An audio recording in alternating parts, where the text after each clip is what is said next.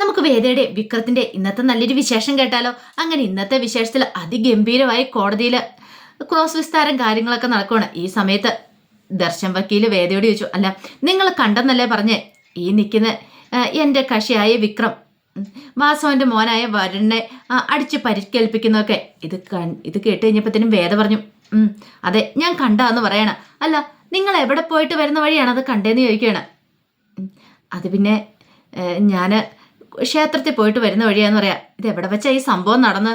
അത് മാർക്കറ്റ് റോഡിൽ വെച്ചാന്ന് പറയണം. ഓഹോ, അല്ല നിങ്ങൾ ഏത് ക്ഷേത്രത്തിലാണ് പോയിട്ട് വരുന്നതെന്ന് ചോദിക്കണം.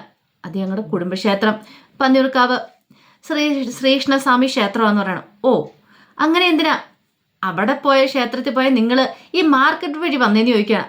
അത് പിന്നെ ജംഗ്ഷനിൽ ഭയങ്കര തിരക്കാന്ന് ഓട്ടോറിക്ഷക്കാരൻ ചേട്ടൻ പറഞ്ഞു, അതുകൊണ്ടാണ് ആ വഴി വന്നതെന്ന് പറയണം. ഓ അങ്ങനെയാണ്. അപ്പം നിങ്ങൾ അതിലൂടെ വന്ന വഴിക്ക് മാർക്കറ്റ് റോഡ് കാലിയായിരുന്നല്ലേ? അപ്പം കാലിയായ സമയത്തായിരുന്നു നിങ്ങൾ ഓട്ടോറിക്ഷ വെച്ച് ഈ കാഴ്ചകളൊക്കെ കാണുന്നല്ലേന്ന് ചോദിക്കുകയാണ്. ഇത് കേട്ട് കഴിഞ്ഞപ്പോഴത്തേനും വേദയാടി പറഞ്ഞു, മാർക്കറ്റ് റോഡ് കാലിയൊന്നും ആയിരുന്നില്ല. നൂറുകണക്കിന് ആൾക്കാരും ഇഷ്ടംപോലെ കടകളും നൂറുകണക്കിന് കടകളും എല്ലാം അവിടെ ഉണ്ടായിരുന്നു പറയണം. ആഹാ അത് കൊള്ളാലോ. എന്നിട്ട് നിങ്ങൾ ഒരാൾ മാത്രം ഇത് കണ്ടുള്ളൂ എന്ന് ചോദിക്കുകയാണ്. വേദയ്ക്ക് എന്തും മറുപടി പറയണമെന്ന് അറിയത്തില്ല. അപ്പം തന്നെ ഇതിനകത്ത് അറിയാലോ എൻ്റെ പ്രതി തെറ്റൊന്നും ചെയ്തിട്ടില്ലെന്ന്. കാരണം നൂറുകണക്കിന് കടയിൽ നൂറുകണക്കിന് ആൾക്കാരും ഉണ്ടെങ്കിൽ ഒരാളെങ്കിലും മൊഴി പറയാനായിട്ട് സാക്ഷിമൊഴി പറയാൻ തയ്യാറായണ്ടല്ലേ? അപ്പം നിങ്ങൾ മാത്രം ഇത് കണ്ടോളോ, അവിടെ നിൽക്കുന്ന ആൾക്കാരും കണ്ടില്ലേന്ന് ചോദിക്കണം. അപ്പോഴേക്കും പി എഴുന്നേറ്റിട്ട് പറഞ്ഞു, അതിന് മറ്റാരും അത് പറയാനായിട്ട് കൂട്ടാക്കില്ല. കാരണം അവർക്കൊക്കെ പേടിയാ. വിക്രം എന്ന ഗുണ്ടയെ പിന്നെ ഇയാളുടെ രാഷ്ട്രീയ ഗുരുവിനെ എല്ലാവർക്കും പേടിയാണ്. അതുകൊണ്ടാന്ന് പറയണം. എല്ലാവരെയും കൂടെ അയാളെ പേടിപ്പിച്ച് നിർത്തിയേക്കുവാന്ന് പറയണം. അത് കേട്ട് കഴിഞ്ഞപ്പോഴത്തേനും ദർശൻ പറഞ്ഞു, അങ്ങനെയാണെങ്കിൽ പേടിപ്പിച്ച് നിർത്തിയിട്ടുണ്ടെങ്കിൽ അത് പോലീസിന് തോന്നുവാണെങ്കിൽ അവരെ പോലീസ് അറസ്റ്റ് ചെയ്യേണ്ടതല്ലേ? അങ്ങനെയാണെങ്കിൽ അവരെ പോലീസ് അറസ്റ്റ് ചെയ്തിട്ടുണ്ടോ? ഒരാളെങ്കിലും പോലീസ് അറസ്റ്റ് ചെയ്തിട്ടുണ്ടോ എന്ന് ചോദിക്കുകയാണ്.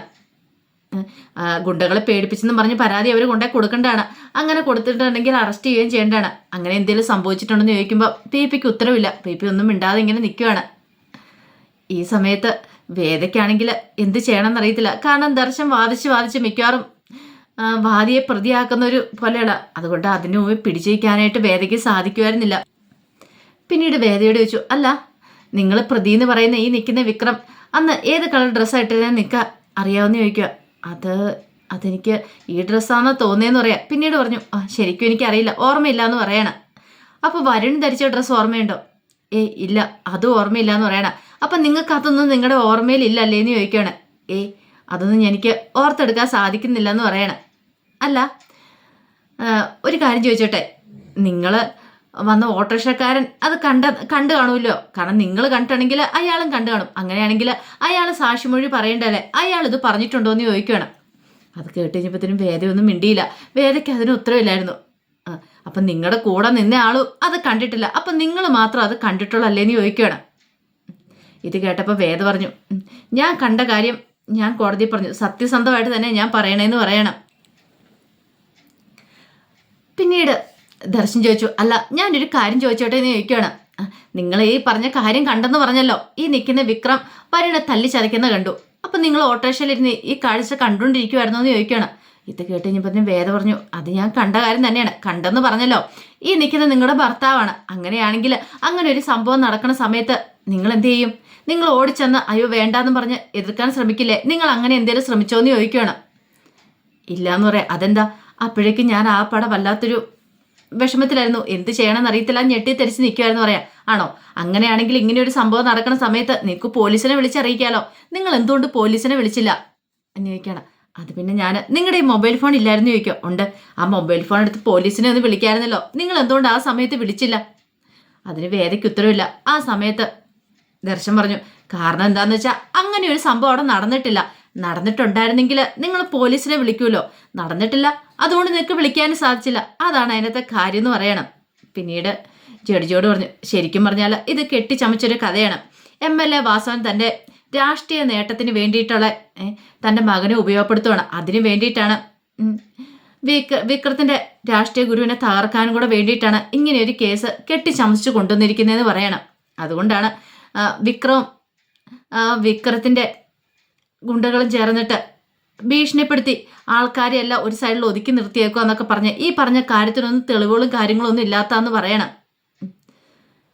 പിന്നീട് വേദ ഇങ്ങനെ ദർശനം നോക്കുകയാണ്. ഇനിയിപ്പോൾ എന്താ ദർശനം ചോദിക്കുന്നതെന്ന് പറയുന്നതിനും പറയാൻ പറ്റില്ല. പിന്നീട് വേദയോട് ചോദിച്ചു, അല്ല ഒരു ചോദ്യം കൂടി ചോദിക്കട്ടെ, നിങ്ങൾക്ക് ഈ MLA വാസുവിനെ മുമ്പ് പരിചയമുണ്ടോ? അല്ല ഈ സംഭവം കാണുന്ന സമയത്ത് നിങ്ങൾക്ക് അറിയാമായിരുന്നോ വാസുവിൻ്റെ മോനാണ് ഈ വരുൺ എന്നുള്ള കാര്യം? ഇത് കേട്ട് ഞാൻ വേദ പറഞ്ഞു, ഇല്ലായിരുന്നു പറയാണ്. അല്ല പിന്നീട് എങ്ങനെയാണ് നിങ്ങൾ അറിഞ്ഞേ വാസവൻ്റെ മോനാണ് വരുൺ എന്നുള്ള കാര്യം എന്ന് ചോദിക്കുകയാണ്. ഇത് കേട്ട് കഴിഞ്ഞപ്പോൾ തന്നെ വേദ പറഞ്ഞു, അത് പിന്നെ അത് വാസവൻ സാർ വീട്ടിൽ വന്നായിരുന്നു പറയണം.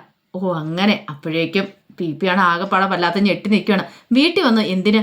മൊഴി മാറ്റി പറയലെന്ന് പറയാൻ വേണ്ടി കണ്ടില്ലേ, വീട്ടിൽ വന്ന് സ്വാധീനിക്കാൻ ശ്രമിച്ചു, മൊഴി മാറ്റി പറയരുന്ന്. അതായത് മൊഴിയല്ല എല്ലാ കാര്യങ്ങളും പറഞ്ഞു പഠിപ്പിച്ചിട്ട് അത് മാറ്റി പറയലെന്ന് വീട്ടിൽ വന്ന് ഭീഷണിപ്പെടുത്തിയെന്നാണ് പറയണേ. അത് ഇന്നലെ തന്നെ ഈ വക്കാലത്ത് ഏറ്റെടുത്തെന്ന് പറഞ്ഞുകൊണ്ട് എന്നെ പുറത്തു വെച്ച് ഭീഷണിപ്പെടുത്തിയ ആളാണ് ഇവിടെ ഇരിക്കുന്ന വാസവൻ MLA. അപ്പോൾ പിന്നെ വേദയെ കൊണ്ട് ഇതൊക്കെ പറയിക്കാനായിട്ട് ചെയ്യിക്കാണ്ട് ഈസി ആയിട്ടുള്ള കാര്യമാണെന്ന് എനിക്ക് മനസ്സിലായി കഴിഞ്ഞു പറയണം. ആ സമയത്ത് ജഡ്ജിൻ്റെ അതായത് ശങ്കരനാരായണൻ്റെ മനസ്സിൽ കൂടെ തന്നെ ഭീഷണിപ്പെടുത്തിയ കാര്യം ഓർമ്മ വരുവാണ്. തൻ്റെ വീട്ടിലേക്ക് വന്നതും തന്നെ ഭീഷണിപ്പെടുത്തിയിട്ട് വാസവൻ പോയതുമൊക്കെ. അങ്ങനെയാണെങ്കിൽ വേദയെ ഭീഷണിപ്പെടുത്തിയാൻ ചെന്നിട്ടുണ്ടായിരിക്കും. പിന്നീട് ദർശൻ പറഞ്ഞു, കണ്ടില്ലേ ഇതൊരു കെട്ടിച്ചമച്ച കഥയാണ്, എല്ലാം പഠിപ്പിച്ചു വെച്ചിട്ട് ഇവിടെ കൊണ്ടുവന്നൊരു സാക്ഷിമൊഴി കൊടുക്കുവാണ്. പക്ഷേ എൻ്റെ പ്രതി നിരപരാധിയാണ്, അതുകൊണ്ട് എൻ്റെ പ്രതിക്ക് ജാമ്യം കൊടുക്കണം. ഈ കേസിനെക്കുറിച്ച് കൂടുതൽ സമഗ്രമായ അന്വേഷണം നടത്തി ജാമ്യം കൊടുക്കണമെന്ന് ബഹുമാനപ്പെട്ട കോടതിയിൽ അപേക്ഷിക്കുന്നു എന്നും പറഞ്ഞുകൊണ്ട് ദർശൻ വക്കീൽ തൻ്റെ വിസ്താരം കൂടെ പൂർത്തിയാക്കുകയാണ്. ആ സമയത്ത് ശങ്കരനാരായണൻ പറഞ്ഞു, അതെ ഈ കേസിനെക്കുറിച്ച് കൂടുതൽ അറിയേണ്ടിയിരിക്കുന്നു, അതിനു വേണ്ടിയിട്ട് നാളെ വീണ്ടും കേസ് ഒന്നുകൂടെ കോടതിയിൽ പരിഗണിക്കുന്നു പറയണം. അപ്പം നാളെയാണ് വീണ്ടും വാദപ്രതിവാദങ്ങൾക്ക് ശേഷം ജാമ്യം കൊടുക്കുകയോ ഇല്ലയോ എന്ന് തീരുമാനം പറയണേ. അങ്ങനെ കോടതി പിരിഞ്ഞ് എല്ലാവരും പുറത്തേക്ക് വരുവാണ്. ഈ സമയത്ത് വേദ ആ പാടെ അസ്വസ്ഥയായിട്ട് അവിടെ നിൽക്കുന്നുണ്ടായിരുന്നു. അപ്പോഴേക്കും വിക്രത്തിനെ കൊണ്ട് CIയും പോലീസുകാരും കൂടെ വരുവാണ്. അപ്പം വിക്രത്തിൻ്റെ അടുത്ത് എനിക്ക് വേദ എല്ലുവാണ്. ഈ സമയം CI എന്താന്ന് ചോദിക്കുകയാണ്. എനിക്ക് 1 മിനിറ്റ് വിക്രത്തോടൊന്ന് സംസാരിക്കണമെന്ന് പറയാം. നിങ്ങൾ എന്ന് ഈ 1 മിനിറ്റ് എന്ന് പറഞ്ഞ് വരുന്നുണ്ടല്ലോ എന്നൊക്കെ CI പറയണം. സാർ പ്ലീസ് എന്ന് പറയണം. അങ്ങനെ അവസാനം വേദ വിക്രത്തെ കൂട്ടി ഇച്ചിരി കൂടെ മാറി നിൽക്കുകയാണ്. പിന്നീട് വിക്രത്തോട് പറഞ്ഞു, ശരിക്കും പറഞ്ഞാൽ എന്തുകൊണ്ടാണെന്നറിയത്തില്ല ദർശൻ ഞാൻ നുണ പറയാമെന്ന് പറഞ്ഞ് ഞാൻ ശരിക്കും കണ്ട കാര്യമാണ്. അത് വിക്രത്തിന് നന്നായിട്ടറിയാം. വിക്രം എന്നോട് പറഞ്ഞിരിക്കുന്ന കാര്യമാണ്. എൻ്റെ കണ്ണുകൾക്ക് തെറ്റൊന്നും പറ്റിയിട്ടില്ല, പക്ഷേങ്കിൽ ഞാൻ പറയുന്ന നുണയാന്ന് അതിസമർത്ഥമായിട്ട് അവിടെ നിന്ന് വാദിക്കുക ദർശൻ ചെയ്തേ. ദർശൻ വെറുതെ അങ്ങനെയും ചെയ്യത്തില്ല, കാരണം നിങ്ങളുടെ ഭാഗത്ത് ധാർമ്മികമായിട്ട് എന്തോ ഒരു ശരിയുണ്ട് ഈ കാര്യത്തിൽ എന്ന് ദർശന് പൂർണ്ണമായിട്ട് ബോധ്യമുള്ളതുകൊണ്ട് മാത്രമാണ് ദർശൻ ഈ കേസ് ഏറ്റെടുത്തത്. നിങ്ങൾക്ക് വേണ്ടി വാദിക്കാനും ഇറങ്ങിയിരിക്കുന്നത്. അതിൻ്റെ കാരണം എന്താണെന്ന് എനിക്കറിയില്ല എന്ന് പറയണം. അത് കേട്ടപ്പോൾ വിക്രം പറഞ്ഞു, കാരണം വേറൊന്നും ആയിരിക്കില്ല, നിന്നെ കല്യാണം കഴിക്കാണ്ട് കുറേ ആഗ്രഹിച്ചല്ലേ, അപ്പം അതുകൊണ്ട് അതിൻ്റെ ദേഷ്യമായിരിക്കും, അല്ലാതെ വേറൊന്നും ഇല്ലയെന്നും പറഞ്ഞ് അങ്ങ് നടക്കുവാണ്. അപ്പോഴേക്കും വേദ പറഞ്ഞു, അവിടെ നിൽക്കി വിക്രം എന്ന് പറയണം. വിക്രം നിന്നു. അതുകൊണ്ടൊന്നും അല്ല, വിക്രത്തിനോട് എന്നോ ദേഷ്യമില്ല, കാരണം അങ്ങനെ ഉണ്ടായിരുന്നെങ്കിൽ ഇതിനു മുമ്പ് ഞാൻ നിങ്ങളെ പുറത്തിറക്കാൻ വേണ്ടിയിട്ട് പല സാഹചര്യങ്ങളും വിളിച്ചിട്ടുണ്ട്, എന്നെ സഹായിക്കാനായിട്ട് വന്നിട്ടുണ്ട്. എന്നോട് ദേഷ്യമുണ്ടേ വിക്രം അങ്ങനെ ദർശൻ അങ്ങനെ ഒരിക്കലും ചെയ്യത്തില്ല, അതെനിക്ക് ഉറപ്പായിട്ടുള്ള കാര്യമാണ്. പക്ഷേ ഇതൊന്നുമല്ല, അതിനും അപ്പുറത്തേക്കൊരു കാര്യമുണ്ട്. സാരമില്ല, എന്താണെന്ന് വെച്ചാൽ ഞാൻ കണ്ടുപിടിച്ചോളാന്ന് പറയണം. ഇത് കേട്ട് ഞാൻ വിക്രം പറഞ്ഞ് ആയിക്കോട്ടെ, അങ്ങനെ എന്തെങ്കിലും നീ കണ്ടുപിടിക്കുക എന്ന് പറഞ്ഞുകൊണ്ട് വിക്രം അങ്ങോട്ടേക്ക് പോവാണ്. വേദയ്ക്ക് നല്ല സങ്കടമായിപ്പോയി. പിന്നീട് കമലെ, നന്ദിനി, ശ്രീജയൊക്കെ വീട്ടിലേക്ക് വരികയാണ്. അപ്പോഴേക്കും മാഷി ചെടിയൊക്കെ നനച്ചുകൊണ്ട് അവിടെ ഇരിക്കുന്നുണ്ടായിരുന്നു. മാഷിൻ്റെ അടുത്ത് വന്നിട്ട് കമല പറഞ്ഞു, മാഷേ ദൈവം ഉണ്ടെന്ന് ഞാൻ ഇന്ന് അറിഞ്ഞെന്ന് പറയാണ്. എന്താ കമലെ? അല്ല ശരിക്കും പറഞ്ഞാൽ ദർശൻ വക്കീൽ അതുപോലത്തെ വാദം നടത്തിയെന്ന് പറയണം. നന്ദിനി പറഞ്ഞു, ഒന്ന് കാണണ്ടായിരുന്നു എൻ്റെ അച്ഛാ. എന്താ അതിഗംഭീരമായിട്ടാണെന്നേ വാദിച്ചേ. പിന്നീട് കമല പറഞ്ഞു, എൻ്റെ മോൻ എന്തായാലും ജാമ്യം കിട്ടുമെന്ന് ഉറപ്പായി. ഞാൻ വിളിക്കുന്ന ദൈവങ്ങൾ എന്നെ കൈവിടില്ല, കാരണം അത്ര വലിയ ക്രൂരനൊന്നും അല്ല ദൈവം. കാരണം എൻ്റെ മോൻ ചെയ്ത് എന്തെങ്കിലും ഒരു കാര്യത്തിൽ ശരിയുണ്ടെന്ന് ദൈവത്തിന് പോലും തോന്നിക്കാണുമായിരിക്കും. എൻ്റെ മോൻ അങ്ങനെയും ചെയ്യത്തില്ല. ഇത് കേട്ടപ്പം മാഷ് പറഞ്ഞു, ഉപ്പ് തിന്നവൻ വെള്ളം കുടിക്കുമെന്ന് പറയണം. അതിന് എൻ്റെ മോൻ ഉപ്പ് തിന്നിട്ടില്ല മാഷേ, പിന്നെ എന്തിനാ വെള്ളം കുടിക്കണേ? എൻ്റെ മോൻ അങ്ങനെ തെറ്റ് ചെയ്തിട്ടില്ല എന്ന് ഞാൻ ഉറച്ചു വിശ്വസിക്കുന്നുണ്ടെന്ന് പറയണം. അപ്പോഴേക്കാണ് വേറൊരു ഓട്ടോറിക്ഷ വന്നിരുന്നത്. അതിനകത്തുനിന്ന് വേദ ഇറങ്ങുവാണ്. അപ്പോൾ ഇവർ വേറെ ഓട്ടോറിക്ഷയ്ക്കും വേറെ ഓട്ടോറിക്ഷയ്ക്കാണ് വന്നതൊക്കെ. വേദ അങ്ങോട്ടേക്ക് വരുവാണ്. അപ്പോഴേക്കും കമൽ പറഞ്ഞു, ഇപ്പം എങ്ങനെ ഇരിക്കുന്നു? എൻ്റെ മോനെ കോടതിയിൽ നീ അങ്ങനെ നാറ്റിക്കാൻ ശ്രമിച്ചില്ലേ? മൊഴി കൊടുത്ത് അവനെ അകത്താക്കാൻ ശ്രമിച്ചില്ലേ? എന്നിട്ട് വല്ലതും നടന്നോ? ഇല്ലല്ലോ. എടി ഇതാ പറയുന്ന ദൈവം എന്ന് പറയുന്ന ഒരാളുണ്ടെന്ന്. നീ ഇനിയിപ്പോൾ എന്തൊക്കെ ചെയ്യുമെന്ന് പറഞ്ഞാലും എന്തൊക്കെ വിചാരിച്ചെന്ന് പറഞ്ഞാലും എൻ്റെ മോനെ അകത്താക്കാൻ നിനക്ക് സാധിക്കില്ലടി. അവന് നാളെ ജാമ്യം കിട്ടും. അതുകൊണ്ടല്ലേ ആ സമയത്ത് ദർശൻ ദൈവദൂതനെ പോലെ അങ്ങോട്ടേക്ക് വന്ന് കേസ് ഏറ്റെടുത്ത് എൻ്റെ മോന് വേണ്ടി ബാധിച്ചതെന്ന് ചോദിക്കുക. ഈ സമയം നന്ദിനി പറഞ്ഞു, അത് ശരിയാമേ, ഇനിയിപ്പോൾ ഈ കേസ് നിലനിൽക്കാനൊന്നും പോകുന്നില്ല. ഉറപ്പായിട്ടും വിക്രത്തിന് ജാമ്യം കിട്ടുകയും ചെയ്യുമെന്ന് പറയണം. പിന്നീട് കമല പറഞ്ഞു, എന്താണെങ്കിലും ഒരു കാര്യം ഞാൻ പറഞ്ഞേക്കാം, ഇനിയിപ്പം നാളെ തിരിച്ചാ സംഭവിക്കുന്നെങ്കിൽ ഈ കമല ആരാ നിങ്ങളൊക്കെ അറിയാൻ പോകുന്നുള്ളൂ എന്നും പറഞ്ഞിട്ട് കമല അങ്ങോട്ട് കയറി പോവാണ്. എല്ലാവരും അങ്ങോട്ട് കയറിപ്പോയി. വേറെ ആപ്പടെ വിഷമിച്ച് നിൽക്കുന്ന സമയത്ത് മാഷ് പറഞ്ഞു, വേണ്ട മോളെ, നീ വിഷമിക്കൊന്നും വേണ്ടാന്ന് പറയാ. എനിക്കറിയില്ല അച്ഛാ ഇതിനകത്ത് എന്താ സംഭവിച്ചതെന്ന്. ദർശൻ ഇങ്ങനെ ഒരു കേസ് ഏറ്റെടുക്കണമെങ്കിൽ അതിൻ്റെ പിന്നിൽ വ്യക്തമായൊരു കാരണം കാണും, അതും വിക്രത്തിന് വേണ്ടിയിട്ട്. അതെന്താന്ന് എനിക്ക് കണ്ടുപിടിക്കണോ അച്ഛാ. അത് കണ്ടുപിടിച്ചാൽ മാത്രമേ ഇതിൻ്റെ സത്യാവസ്ഥ നമുക്ക് മനസ്സിലാക്കാൻ സാധിക്കുള്ളൂ എന്ന് പറയണം എന്നും പറഞ്ഞിട്ട് വേറെ അങ്ങോട്ടേക്ക് അകത്തേക്ക് കയറിപ്പോയി. കുറച്ച് സമയം കഴിഞ്ഞ് കഴിഞ്ഞപ്പോഴത്തേന് നന്ദിനി വേദയുടെ അടുത്തേക്ക് വരികയാണ്. എന്നിട്ട് പറഞ്ഞു, എന്തൊക്കെയായിരുന്നു നേരത്തെ ആണെങ്കിൽ നീ കഴിക്കാതെ ആഹാരം കഴിക്കില്ലായിരുന്നു അമ്മ, പക്ഷെ ഇപ്പോഴങ്ങനെയല്ല. നീ കഴിച്ചോന്ന് ചോദിക്കുന്ന പോലില്ല, അമ്മ ആഹാരം കഴിക്കുന്നു. എന്തൊക്കെ പ്രകടനങ്ങളാണ് എൻ്റെ ദൈവമേ. ഇത് കേട്ട് കഴിഞ്ഞപ്പോഴത്തേന് വേദ പറഞ്ഞു, അതിനിപ്പോൾ എന്താ എടി, നിനക്ക് നാണമുണ്ടോ? നീ ഇവിടുത്തെ ആരാ? മരുമോളാന്ന് നീ പറയണു. അങ്ങനെയാണെങ്കിൽ വിക്രത്തെ അകത്താക്കാൻ നോക്കുന്നില്ല നീ. സ്വന്തം ഭർത്താവിനെ അകത്താക്കാൻ നോക്കിയിട്ട് എന്ത് ധൈര്യത്തിലടി നീ ഇങ്ങോട്ടേക്ക് കയറി വന്നേ? നിനക്ക് ഇത്രയെങ്കിലും നാണം ഉണ്ടോയെന്ന് ചോദിക്കുകയാണ്. അത് കേട്ട് കഴിഞ്ഞപ്പോഴത്തേനും വേദ പറഞ്ഞു, നന്ദിനി അടുത്തി, എനിക്ക് നാണം ഉണ്ടായിട്ട് തന്നെയാണ് ഞാൻ ഇങ്ങോട്ടേക്ക് വന്നേന്ന് പറയാം. പിന്നെ നാണമുണ്ട് പോലും. എടി, ഇത്രയും പെട്ടെന്ന് നിന്നെ ഇവിടുന്ന് പറഞ്ഞു വിടൂടി. വിക്രം അങ്ങനെ അകത്തായിട്ടുണ്ട്, പിന്നെ ഒരു നിമിഷം പോലും നിങ്ങൾക്ക് ഇവിടെ നിൽക്കാൻ പറ്റില്ല എന്ന് പറയാം. നന്ദിനി അടുത്ത ഉള്ളിൽ അങ്ങനെയല്ലേ, വിക്രം അകത്ത് പോയിട്ട് എന്നെ ഇവിടുന്ന് പറഞ്ഞു വിടണമെന്ന്. അല്ല, എന്നെ ഇവിടെ നിർത്തണമെന്ന് നന്ദിനി അടുത്തേക്ക് ഒട്ടും ആഗ്രഹമില്ലല്ലേ എന്ന് ചോദിക്കുക. ഇല്ല, നിന്നെ ഇവിടുന്ന് എത്രയും പെട്ടെന്ന് തന്നെ പറഞ്ഞു വിടണം, അതാ എൻ്റെ ആഗ്രഹം എന്ന് പറയണം. ഇനിയിപ്പം വിക്രം പുറത്തിറങ്ങിയിട്ടുണ്ടെങ്കിൽ നീ ഇവിടെ നിൽക്കാനും പോകുന്നില്ല, വിക്രം തന്നെ വന്ന് നിന്നെ ഈ വീട്ടിൽ നിന്ന് പുറത്താക്കുമെന്ന് പറയണം. അങ്ങനെയല്ലേ? അല്ല, നന്ദിനി അടുത്ത് ഇത്ര മാത്രം ആഗ്രഹിക്കണമെങ്കിൽ അതിന് പിന്നീട് എന്തെങ്കിലും ഒരു കാരണം കാണുമല്ലോ. എന്തുകൊണ്ടാണ് നന്ദിനി അടുത്തേക്ക് ഞാൻ ഈ വീട്ടിൽ നിൽക്കേണ്ട, ഈ വീട്ടിൽ നിന്ന് പോകണമെന്ന് തോന്നാൻ കാരണം എന്താ? ഇത് കേട്ടപ്പോൾ നന്ദിനി പ്രത്യേകിച്ച് കാരണമൊന്നുമില്ല. പ്രത്യേകിച്ച് കാരണമൊന്നുമില്ലേ? അല്ല, നന്ദിനി അടുത്തേക്ക് എൻ്റെ എന്ത് സ്വഭാവം ഇഷ്ടപ്പെടാത്ത, അതുകൊണ്ടാണല്ലോ. എന്നെ ഇഷ്ടപ്പെടാതിരിക്കാൻ എന്തെങ്കിലും ഒരു കാരണം കാണുമല്ലോ. അതിപ്പോൾ അങ്ങനെ ചോദിച്ചിട്ടുണ്ടെങ്കിൽ പ്രത്യേകിച്ചൊന്നും ഇല്ലയെന്ന് പറയണം. അല്ല, നന്ദിനി അടുത്ത് പറ, എന്തേലും എൻ്റെ സ്വഭാവം മാറ്റണമെന്നുണ്ടെങ്കിൽ ഞാൻ മാറ്റാമെന്ന് പറയണം. ഇത് കേട്ടപ്പോൾ നന്ദിനി ആ പടയൊന്നും പതറി. നന്ദിനി പറഞ്ഞു, നീ കൂടുതൽ പറയൊന്നും വേണ്ടാന്ന് പറയണം. അപ്പോഴേക്കും വേദ പറഞ്ഞു, അതെ, നന്ദിനി അടുത്ത് കൂടുതൽ പറയണ്ടെന്ന് പറയാം. പെട്ടെന്ന് നന്ദിനി പറഞ്ഞു, നീ ഇനിയിപ്പോൾ എന്തൊക്കെ പറഞ്ഞു പറഞ്ഞാലും നാളെ വിക്രം പുറത്തിറങ്ങും. എടി, നീ മുറിക്കകത്തുനിന്ന് പുറത്തിറങ്ങാതിരിക്കുന്ന എന്തിനാന്ന് എനിക്കറിയാം. കാരണം എന്താണെന്നറിയോ? പുറത്തിറങ്ങിയിട്ടുണ്ടെങ്കിൽ നാളെ ഇനി വിക്രം പുറത്തിറങ്ങുമല്ലോ. ആ സമയത്ത് നിനക്കിവിടെ പിടിച്ചിരിക്കാൻ പറ്റില്ല. ഇന്ന് തന്നെ ഇപ്പം നീ പുറത്തിറങ്ങി അമ്മയുടെയൊക്കെ അടുത്തേക്ക് ചെല്ലുവാണെങ്കിൽ അമ്മ നിന്നെ അവിടെ ഇട്ട് പൊരിച്ചെടുക്കും. അത് നിനക്ക് നന്നായിട്ടറിയാം. അതുകൊണ്ടല്ലേ നീ മുറിക്കകത്ത് കയറി കഥ അടച്ചിരിക്കണേന്ന് ചോദിക്കും. ഇത് കേട്ടപ്പം വേദ പറഞ്ഞു, ആണോ? അങ്ങനെയാണോ നന്ദിനി അടുത്തേക്ക് തോന്നിയത്? അങ്ങനെയാണ്, അങ്ങനെ ആയിക്കോട്ടെ.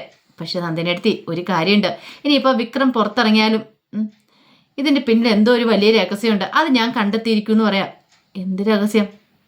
അതൊക്കെ ഉണ്ട്, അത് നന്ദിനി അടുത്തേക്ക് പറഞ്ഞാൽ മനസ്സിലാകത്തില്ല. ആ രഹസ്യം കണ്ടുപിടിക്കുന്നതോട് കൂടിയിട്ട് പ്രശ്നങ്ങൾക്കെല്ലാം പരിഹാരമാവുമെന്ന് പറയണം. ഇത് കേട്ടപ്പോൾ നന്ദിനി വിളിച്ചു, നീ എന്തൊക്കെയാണ് പറയണമെന്ന് ചോദിക്കും. മനസ്സിലായില്ലല്ലേ? അന്നെങ്കിൽ ഇപ്പം തൽക്കാലത്തേക്ക് ഒരു കാര്യം ചെയ്യാം, എനിക്ക് കിടന്നുറങ്ങണം, മര്യാദയ്ക്ക് മുറിന്ന് പോകാൻ നോക്ക് എന്നൊക്കെ പറഞ്ഞുകൊണ്ട് നന്ദിനിയെ വേദം മുറിന്ന് പുറത്താക്കുവാണ്.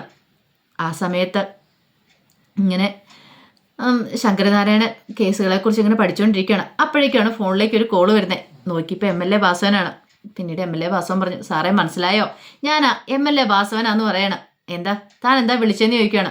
സാറേ, നാളെ സാറ് എന്താണെങ്കിലും വിക്രത്തിനെതിരായിട്ടാണ് പറയുന്നെങ്കിൽ കുഴപ്പമില്ല, പക്ഷേങ്കിൽ വിക്രത്തിന് അനുകൂലമായിട്ടാണ് നാളെ കോടതി വിധിയെങ്കിൽ അവനെ ഞാൻ അങ്ങോട്ട് തീർത്തിരിക്കും എന്ന് പറയണം. പുറത്തിട്ട് അവനെ ഞാൻ തീർക്കും. പിന്നെ സാർ അവനെ അകത്തേക്ക് വിട്ടാലും അവിടെ ഇട്ടാണല്ലോ എനിക്ക് തീർക്കാൻ എളുപ്പമാണ് കാര്യങ്ങളൊക്കെ, അറിയാലോ. പിന്നെ ഒരു കാര്യം, സാർ അവനെ പുറത്തേക്ക് വിടുന്നതായിരിക്കും, പുറത്തേക്ക് വിടാതിരിക്കുന്നതായിരിക്കും സാറിന് നല്ലതെന്ന് പറയണം. ഇത് കേട്ട് കഴിഞ്ഞപ്പോഴത്തേനും ശങ്കരനാരായണൻ ദേഷ്യം വന്നു. നീ എന്താടാ എന്നെ സ്വാധീനിക്കാൻ ശ്രമിക്കുകയാണെന്ന് ചോദിക്കാം. അങ്ങനെ സാറിന് തോന്നുന്നുണ്ടെങ്കിൽ അങ്ങനെ എടുത്തോ, പക്ഷെ സാർ ഈ കോള് റെക്കോർഡ് ചെയ്ത് ഇനിയിപ്പോൾ ഇതിൻ്റെ പേരിലൊരു പ്രശ്നം ഉണ്ടാക്കി എന്നെ അകത്തിടാനാ ഭാവമെങ്കിൽ സാർ അനുഭവിക്കുമെന്ന് പറയാണ്. അത് കേട്ടുകഴിഞ്ഞ് ശങ്കരനാരായണൻ പറഞ്ഞു, എടോ, എനിക്കിത് റെക്കോർഡ് ചെയ്യേണ്ട കാര്യമൊന്നുമില്ല തന്നെ അറസ്റ്റ് ചെയ്യാനായിട്ട്. കാരണം ഈ കേസിൻ്റെ വിധി പറയേണ്ട തലേദിവസം ജില്ലാ ജഡ്ജിയെ സ്വാധീനിച്ചെന്നും പറഞ്ഞുകൊണ്ടെന്ന് പറഞ്ഞാൽ മതി, തന്നെ തൂക്കിയെടുത്തോണ്ട് പോകും, അറിയാലോ. അങ്ങനെ പേടിയൊന്നും ഉള്ള ആളല്ല ഈ ശങ്കരനാരായണൻ. വെച്ചിട്ട് പോടോ ഫോണെന്നും പറഞ്ഞുകൊണ്ട് കോൾ അങ്ങോട്ട് കട്ട് ചെയ്യുകയാണ്. പിന്നീട് ശങ്കരനാരായണൻ ആലോചിക്കുക. അപ്പോൾ അതിൻ്റെ വിശേഷങ്ങളൊക്കെ എന്നുണ്ട്. ഇതിൻ്റെ ബാക്കി വിശേഷങ്ങളുമായിട്ട് വൈകുന്നേരത്തെ പ്രൊമോയി വരട്ടോ. എന്തായാലും തീ പാർന്ന് പോരാട്ടം തന്നെയാണ് നാളെ നമ്മൾ കാണാനായിട്ട് പോകുന്നത്. അങ്ങനെ അവസാനം വിക്രത്തിന് ജാമ്യം കിട്ടുന്നൊക്കെ ഉണ്ട്. അപ്പോൾ അതിൻ്റെ വിശേഷങ്ങളുമായിട്ട് വൈകുന്നേരം ഒരു 8:30-9 മണി ആ സമയത്തിനുള്ളിൽ വരാട്ടോ. അപ്പോൾ എല്ലാവരും മറക്കാതെ കയറി കാണണേ. ഒരിക്കൽ കൂടി എല്ലാവർക്കും ശുഭദിനം നേർന്നുകൊണ്ട് നിർത്തുന്നു. നന്ദി.